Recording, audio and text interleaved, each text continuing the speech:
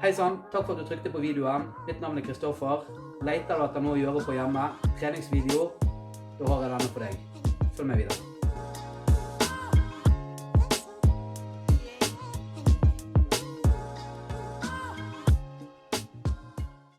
Som vi alle vet, Norge er inne i en spesiell situasjon sammen med resten av verden. Koronaviruset florerer der ute, og vi er nødt til å tenke nytt, vi som trener. Det blir mye hjemmetrening på oss fremover. Jeg har suttet og skrablet ned litt, lagd et par oppsett. I dag så blir det fullkroppsprogram med kettlebell, kun det.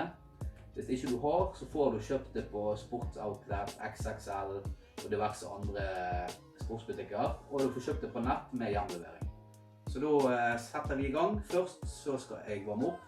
Ta deg en gåtur på 10 minutter. Eller hvis du har en spinningsykkel som jeg har, så kan du ta 10 minutter på sykkelen. Moderat tempo, altså snakketempo, sånn at du kjenner at blodet bruser litt, og du får litt varme i kroppen. Så da ses vi når jeg er ferdig med oppvarmingen.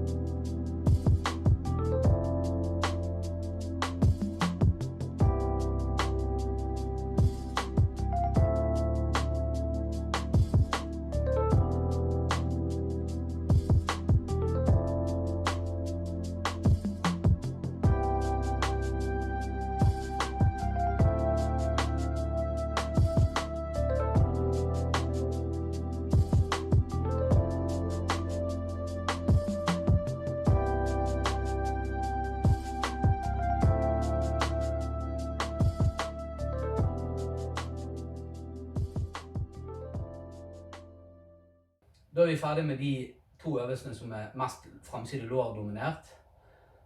Går over til bakside lår. Som dere ser, så har jeg lagt til kettlebell på øvelsen. Men er du nybegynner, så er det helt greit at du bare begynner med kroppsvekten din, og så øker du etter hvert. Det er det å ha en form for progresjon etter hvert. Det er det som er det viktigste. Så begynn der du er, gjør det du kan. Om du ikke klarer 10 og 15 rep som jeg gjør her, så gjør du det du kan, og så prøver du å øke på neste trening. Da har du fremdrift uansett. Du må ikke gjøre som jeg eller alle andre program sier. Du begynner der du er, og så prøver du å ha en progresjon for hver trening fremover. Så da går vi til bakside lår.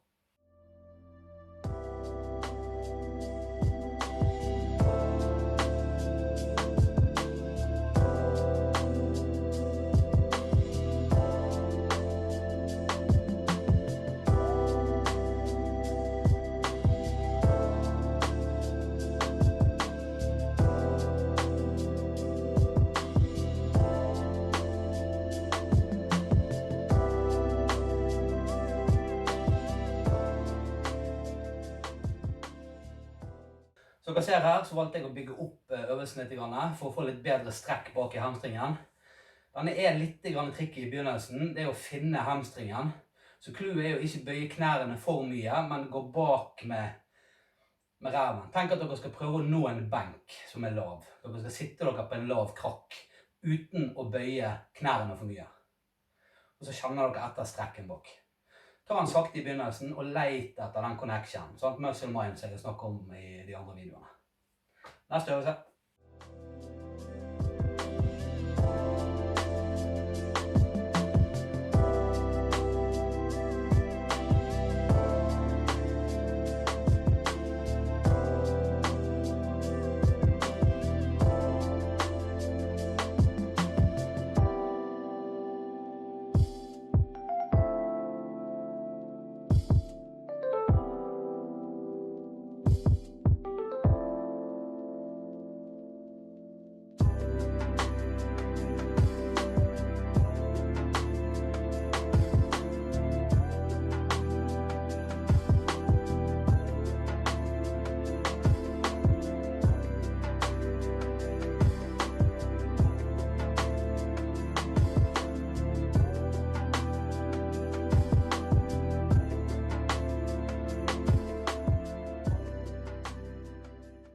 Så dere la merke til, så hevet jeg denne her opp for å få bedre stretch. Og jeg økte til 15 repetisjoner i stedet for 10 som står i programmet. Det gjør dere som dere vil. Hele formålet er å få den brennende følelsen og god stretch i muskel og kjenne at du får kontakt. Så 10 eller 15 opp til deg, men som nybegynner, begynn der du er. Når du kjenner at det brenner, ikke gi deg med en gang, du skal gå forbi komfortzonen din og øke etter hvert. Da er vi ferdig med beinøvelsene og går over til bryst.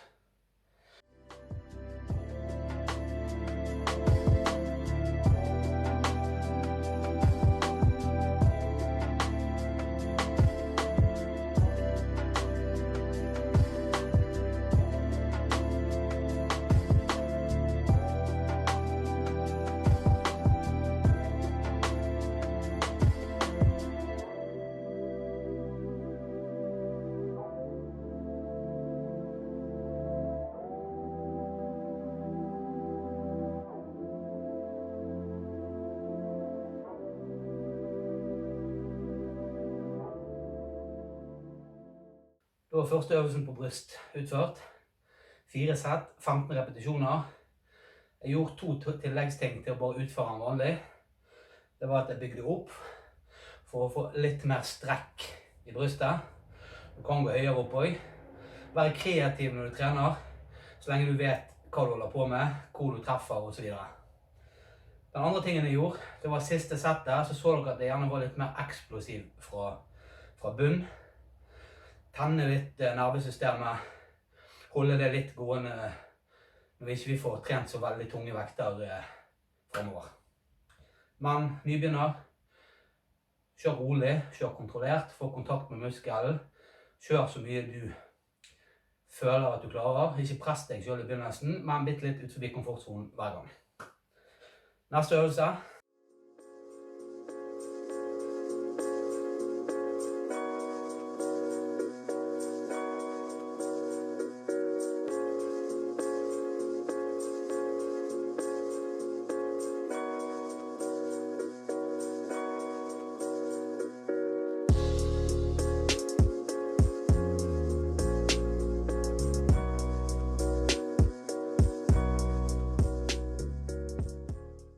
Da er vi ferdig med brystøvelsene. Siste øvelsen, siste settet, så gikk jeg veldig høyt med beina. Og det fører til at du får mer fokus på skuldrene. Altså framside skuldre. Nå går vi over i skulderøvelsene, og de andre øvelsene er ikke så veldig fokusert på framside. Så da har vi fått tatt hele skulderen allikevel, uten å detaljert trene framside skuldre. Neste øvelse.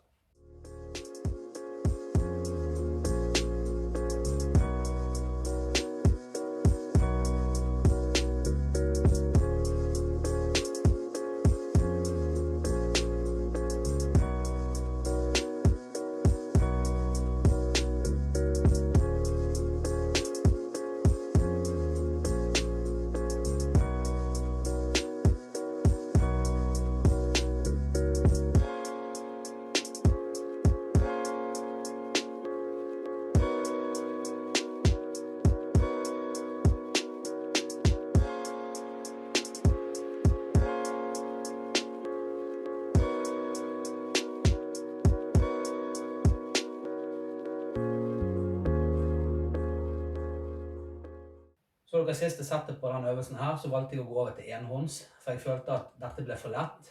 Jeg fikk ikke den belastningen på skuldrene som jeg ønsket. Gikk over til enhånds, modifiserte bevegelsen litt, og det var spot on med en gang. Så vær kreativ, men vit hvor dere treffer henne, hvor dere skal treffe.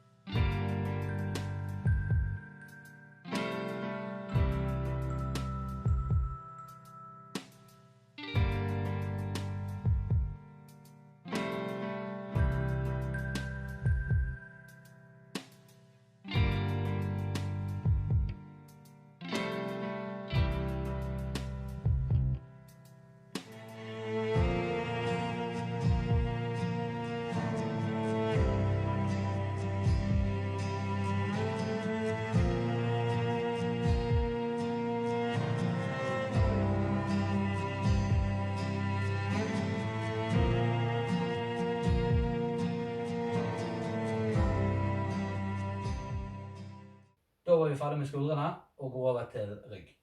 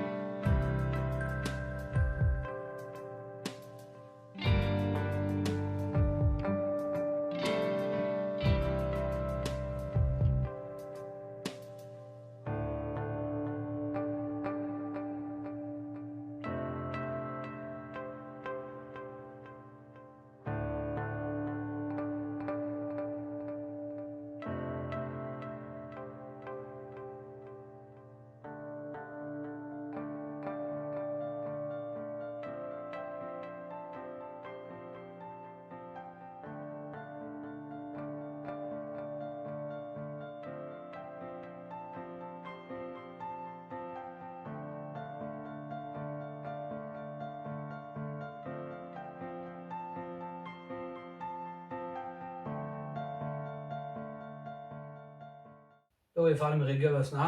Går over på de 2 siste øvelsene. Jeg har 2 ekstraøvelser for avansert trening. Så nå blir det en øvelse for biceps og en øvelse for triceps.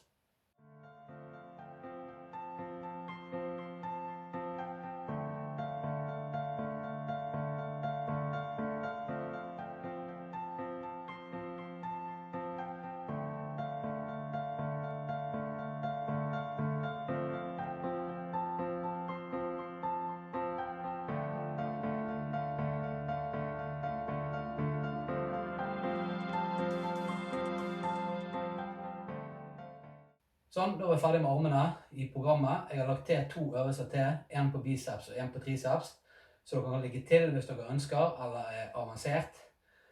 Programmet er ganske tøft i utgangspunktet. Jeg skal snakke litt mer om det etterpå, hvordan vi kan dele opp. Etter jeg har vist de 2 øvelsene, så viser jeg en øvelse til. Det går på nakke og trapesius, så dere kan ligge til hvis dere ønsker. Så da setter vi i gang.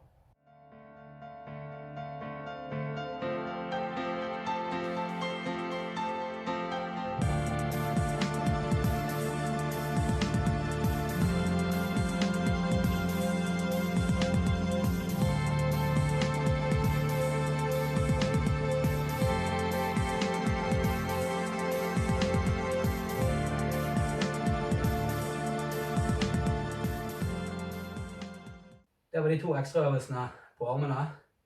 Med fordel så kan dere kanskje bytte om bicepsøvelsen, altså fra den med begge armer til singel. De tar litt andre muskler. På tricepsøvelsen, altså den dipsen, sofadips eller borddips, kontra den extension her, så er de i mine øyne likeverdige. Kanskje litt lettere å spot-on-treffe med extension over hodet, men igjen, kroppsvekt, sofadips, får du mer belastning. Så smak og behag, gjør som dere vil. Da viser jeg den siste, som går på trapesius og nakke, tilleggsøvelse.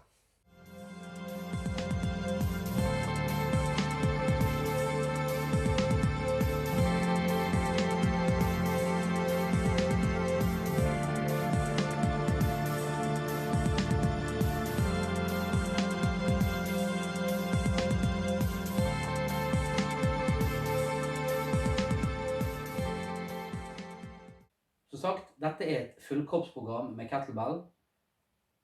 Jeg har nummerert det og kjørt bokstaver på det, sånn at man kan dra ut deler av programmet i begynnelsen. Er man nybegynner, så har jeg noen anbefalinger der. Enten så kommer det oppsett her på siden, eller så kommer det i slutten av videoen. Jeg vil anbefale, er du nybegynner, begynn rolig. Få kontakt med bevegelsen og øvelsen før du begynner å øke volumet. En av prinsippene med å få framgang er progresjon. Så om du begynner rolig og aldri har trent før, så vil du få en progresjon, framdrift, uansett om du bare kjører ett sett første treningen, eller 2 sett. Så ikke hopp etter Wirkola og gi gass. Jeg håper dere likte videoen. Jeg hadde satt pris på igjen, så jeg sier mange ganger, om dere hadde abonnert, trykk likt, trykk på bjellen. Da får dere varsel neste gang jeg laster opp en video. Det kommer flere videoer av hjemmetreningsserien. Nå i disse tider så er det mange som sitter hjemme og kjeder seg. Det er mange som driver med fotball, som ikke får spilt fotball, og andre aktiviteter. Disse hjemmetreningsvideoene kan hjelpe dere å holde dere i form til dette kaoset som foregår nå er over. Så da takker jeg for meg. Ha en fin helg. Husk, vask hendene deres. Ikke meng dere i store folkemengder. Det er for sent å angre etterpå. Husk det. Takk for meg.